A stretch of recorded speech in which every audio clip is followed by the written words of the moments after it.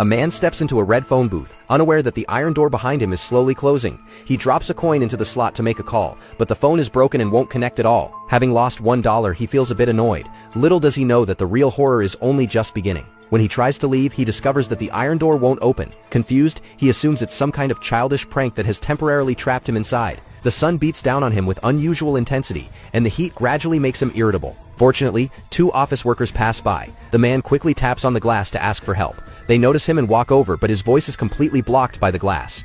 Through gestures, however, they understand what he means. The two people pull on the door from the outside while the man pushes from the inside, trying together to force it open. After a while, the iron door still doesn't budge. The man then notices that their strange behavior has attracted a crowd of curious onlookers. The two people outside glance at their watches since they need to get to work. They can only leave for now. The man remains optimistic and smiles as he waves goodbye. In just a short time, more and more people gather around. Delivery workers stop to watch. White-collar employees on their way to work pause out of curiosity. They all want to see what this interesting situation is about. The spectacle even draws the attention of a strongman. After briefly inspecting the phone booth, the strongman decides to pull the glass door open.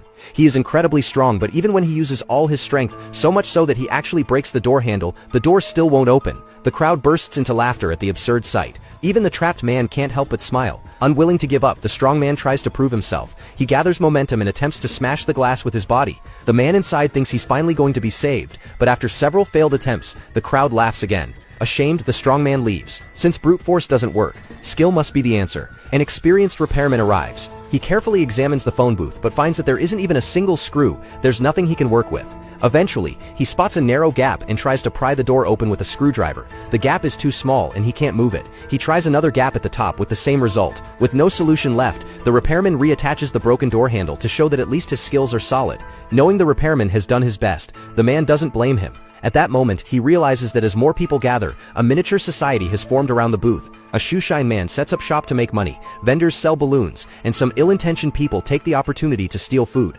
Yet no one can actually help him get out. Exhausted, the man squats down to rest. Then in the distance, the sound of a fire engine can be heard. Someone has called the fire department. The man immediately perks up. The firefighters quickly assess the situation and circle the phone booth. Soon, they come up with a plan.